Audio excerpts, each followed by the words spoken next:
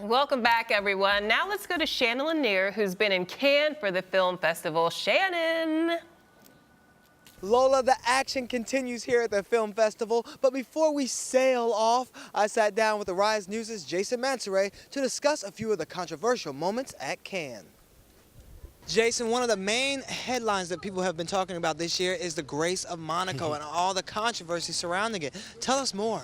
Well, Olivier Dahan directed, and I don't think it's one of his smartest choices, but I also don't think it's entirely his fault. If you have a look a little bit deeper into it, there's a bit of a conflict there between, Harvey Weinstein and what he wants to do with the film and what Olivier did. But we have to remember, it's not a biopic. If you listen to someone like Nicole Kidman, they're saying it's a fairy tale. So I think take it for what it is. And the family even protested the film, saying it's not a true depiction of her life. They Hollywoodized it, and they didn't like it. They didn't want people to see it. Well, you couldn't imagine any royal family saying, "Oh, I totally approve of that of that film." So I'm not surprised there. But it would be interesting to look into it and see if any of those facts are actually real. Very true, very true. But I do know that Grace Kelly met her husband, the Prince, while she was here at Cannes. So there's a little fun fact. I know. All right. All right. Another headline is America Ferrara. I mean, some guy went under her dress. What? I know. What? It's such a weird thing to say, isn't it? Yeah, but a photographer got like a snap underneath, and I mean, they're trying to get headlines. You remember when Paris Hilton was in the picture in the papers every day, and they would do that. They'd try and get underneath and get that rude shot. I'll tell you a funny story though. Vivienne Westwood is the designer in England. She was a very famous person who got an underground snap, but she was wearing no underwear. What? Well, I don't know if he was trying to get that shot, but he's a prankster. This is Vitaly, I think his name is. He's a Ukrainian journalist. This is the same guy that tried to kiss Will Smith on the lips. Same guy who was on stage while Adele was receiving her award, and the people were like, who is that? Why is he up here? So he's just pulling another one of his pranks. At some point, he's going to get arrested, worse, kicked off the red carpet indefinitely. I think someone needs to give him his ADHD, his ADHD tablets. That's the problem. He's missing out on that.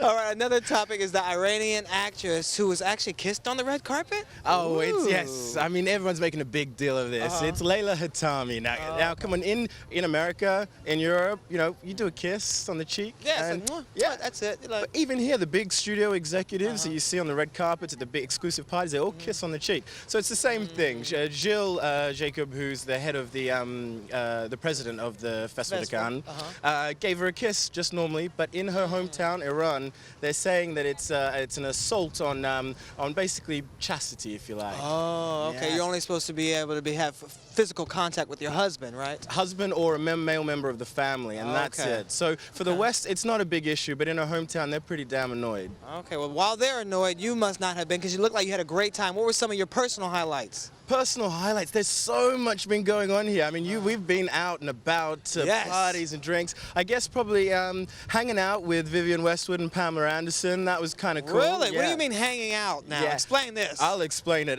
Quite simply, I did everything possible at their party to make sure I got to have a conversation with them both at least a couple of times. So it was quite good. They were there for Cool Earth, which is a charity that they've got that sort of saves forests around the world. So really cool.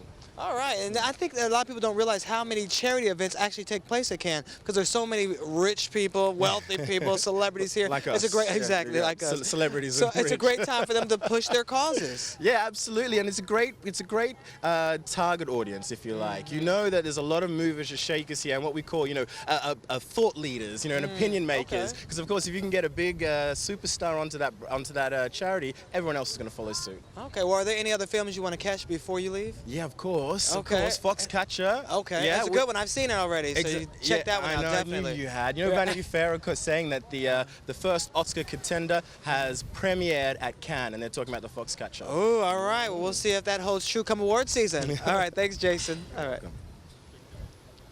Now it's time for our daily festival film review with On Screen's Mike Sargent. Mike, tell us about the film The Search. Well, The Search is directed by Michael Hazanavicius, who is the director of The Artist. Remember the black and white film that won all the Oscars a couple years ago? Well, this is very much a departure. The Artist was a departure for him because he does comedy. This is a very serious drama, and it's a remake of a 1950s film called The Search by Fred Zinnemann. It was about the World War II and sort of the aftermath of the war. But what he's done is he's reimagined it and replaced the Montgomery Clift character with Bernice Bernot, who is his wife, who was also in The Artist. And it's about what is happening in Chechnya 15 years ago and that war that nobody really paid attention to. So for people who love the first rendition of the film, will they love or hate this one? I think they will like this maybe even more because this takes place only 15 years ago, but it's this kind of war and what's going on, this kind of conflict is going on right now. It's a very powerful movie. Believe it or not, I was actually brought to tears a couple of times. So like his last film, is this one Oscar worthy?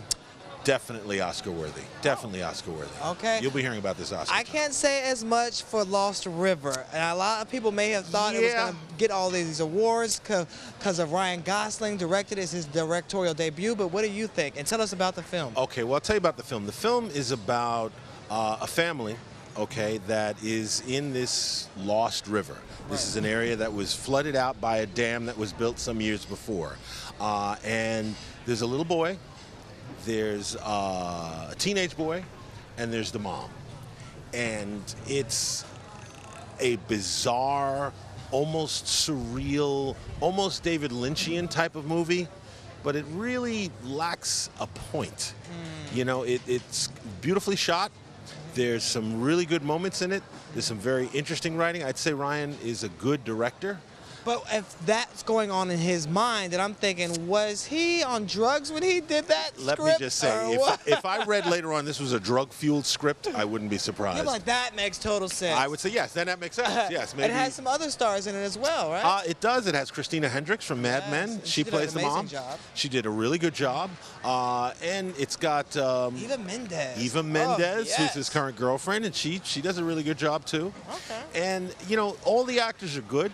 You know, especially the little boy. There's this little boy that they use in there who's cute kid. a little bit lost in the movie throughout. He's lost in the Lost River. He's lost in the river. And they actually have a really interesting cameo role from a famous actress from the 60s who used to be in Hammer films, these Hammer British horror films, called Barbara Steele.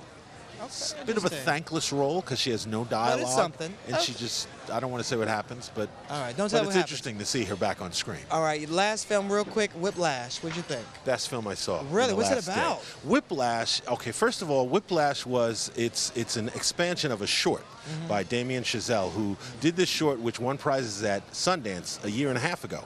Okay, and it's about a boy who is a drummer, wants to be a drummer. And he goes to the most prestigious music conservatory of all, but he has a teacher played by J.K. Simmons who's an absolute monster. And his methods, let's just say, are stringent, insane, but at the same time, he clearly loves what he's doing and he's trying to push people, but he pushes too far, and they end up battling. Well, and what doesn't kill you makes you stronger. It's a terrific film. I'm That's sure all he'll I'll go on say. to be an amazing drummer because of it. Yeah. All right, it's Mike. really Time good. to get back to more movies. Okay. All right, thanks a lot. You too? Lola, if you're not jealous because I'm hanging here on a yacht, you'll definitely be jealous after you see this next interview. Jay Ellis from The Game, Yes, sir. welcome to the show. Thank you, Good man. to see Thanks you. for We see having you me. all over the place. Well, you know, New York, LA, I'm a jet setter. What can I say? I like that. So why did you jet set down to Cannes? I mean, look at this, man. Can't beat it, I right? mean, you can't beat it. It's the weather. It's you know, it's obviously an amazing film festival, and you know, I have friends who are premiering a few projects here, so I wanted to come out and support. So what have you been up to? What have you been doing? Tell us about the parties you've been going to. You can remember. I know you've been hitting up a lot of I parties. saw Rick Ross last night. Okay, okay. That was pretty amazing. I think I saw Busta Rhymes maybe like 2 nights before that. For his birthday party? Which was Right. also really, really cool. I did a charity event last night with Rosario Dawson. Nice. Tell me more about Rosario Dawson. They wouldn't let me near her. Oh, dang. They know I'm single, so they saw kept your me away hands from going her. like this. They're like, sticky hands, get him back. Yeah, she is beautiful, though. She is beautiful, yeah. It was good times, though. It was a lot of fun. So a lot of people, they see the parties, they see the films, but, you know, what's the real experience like when you come to Cannes? Is this your first time coming? This is my first Cannes. Okay, so as Yeah. a first-timer, what's the experience been like as a whole? There's so much. I mean, there's so much to take in. I mean, you're taking in this amazing culture and food and the beauty of the city, the water, the movies, the people. Like, there's just so much to constantly take in. It's really cool. You know, if you could not sleep if you can survive off of no sleep. Because you're staying up all night going to the parties, and then you have to go to the movies during the afternoon. It's hard, right? Yeah, it's definitely hard, but you know, it's champion problems, as a friend of mine calls it. It's not, you know, Yeah, champion problems. champion I like that. problems, you know. There are worse problems to have in Yeah. life. Well, you got to get some rest because you got more filming coming up for Yeah. another season of the game. Yeah. What can we expect from the new season? Man, I don't know. They don't tell us anything. Are you serious? I don't know. They don't tell us anything. Do you know when filming will begin? We start back up again in September. Okay. I think we're all kind of doing other stuff right now. I'm working on Masters of Sex on Showtime right now. Okay. A couple of them are doing like their nonprofit stuff. So we're all kind of like spread out until September when we start back production. All right, well, we can't Yeah, wait. I know everyone yeah. at home is anticipating it. I'm just Yeah. mad we have to wait that long to get to it. All right, but thank you for coming out. Absolutely, We appreciate it. man. Enjoy Thank you. yourself Thank at you, Cannes, brother. Thank you. All Thank right. you. Thank you. There's a new Australian apocalyptic thriller coming to a theater near you. It's called These Final Hours, and I spoke to the cast. But first, here's a clip. We have 12 hours. That's all. Sorry. Still time. I don't want to die! Maybe it's nothing more than hope. It's a good thing what you're doing for her. Or maybe we'll see each other again. Nathan Phillips and Gowrie Rice and Jessica DeGale, thank you so much for joining me. Now, Nathan, we just saw a clip of the movie, but tell us a little bit more about your character and why you decided to take on this roller coaster ride. I like roller coasters. They're scary and fun, and you can get off at the end. And the film is one giant roller coaster for the audience and for us. So it's these final hours. How do you spend your final hours? And it makes you confront your humanity and makes you confront your questions and pondering and thinking about spirituality and what is this all about. Wow. So it's a very cool premises, and our characters happen to be sharing in that experience. Yeah. All right, now, Gowrie, you were only 11 years old when you portrayed this character, but it was so believable, it's so convincing. What did you do to prepare for this role? Well, it really helped talking with Nathan and Zach and just building a great friendship with Nathan because he's such a great guy. And, you know, yeah. So if the end of the world was coming, he's the person you would want to save you? Oh, That yeah. works? Look at those guns. There you go, the gun show. So, Jessica, why do you think that these end-of-the-world films have become so popular in TV shows as well? We were having a conversation about this before, actually. I think because, you know, the idea of the end of the world or, you know, global warming and climate change, and it's very much in our social consciousness, and I think it's something that we very much want to have a conversation about, and I think Australia is doing it in a very interesting way, a very honest way. I mean, you've got blockbusters and you've got special effects, and then you've got human stories, and I would hope that ours is a bit of a human story that takes you on a journey and really makes you question things. And I think it's good to question, isn't it? Amen. So I'm sure you all have had an opportunity to question what you would do in the final hours. If you only had 12 hours, how would you spend those final hours? Each of you. Nathan. Yeah, we've always asked this, I think, and every day for work, going to work, we ask this every day, you know, and I think everyone should have this approach when they wake up every morning. The time is now. It's very, you know, Ram Dass, it's very Alan Watts. It's like life is a present, it's a gift. It's this moment we're sharing, this connection, this consciousness, you know. So for me, it's being around people I love, and then surfing, and like we have the ocean right behind us, and just to be here before, and I was hearing the waves come in, I'm like, yeah, that's life. You're coming in and out with the tide, you know. Our emotions, our feelings of the ocean. It's just all connected. So just to be by the ocean. I like that. All right. And Gowrie? I would definitely see all my family, and I'd go somewhere I've always wanted to go, and then I would spend my last hours in a place that's really special to me and my family. Very nice. Where, any place in mind? Yes, there's a place called Mackerel Beach in Sydney, Nice. and my grandfather built a house there, and you can only get there by boat. Oh, So, I like that. Very exclusive. All right. It's really nice. Jessica, how would you spend those last hours? I would want to be wherever there were a lot of wine, some dancing. Look, the film's about love.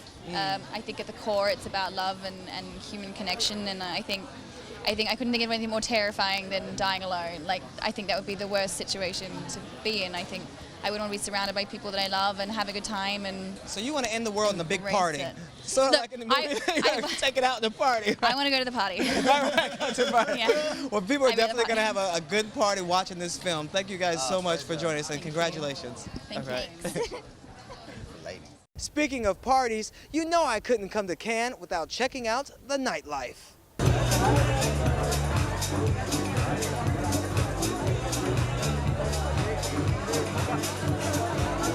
To kick off a night of clubbing in Cannes, the guys and I stopped by one of the most exclusive hotspots, Bowery.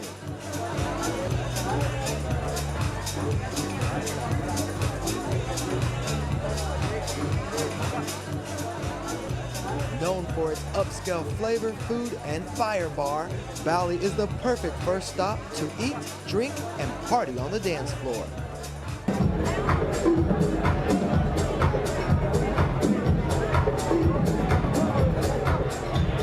Next stop, Gotha. The only way to party in Cannes is going VIP because you get to cut the line. Gotha is one of the main places celebrities go because it's the largest club in the city with the biggest VIP section. And that's where we hung all night long.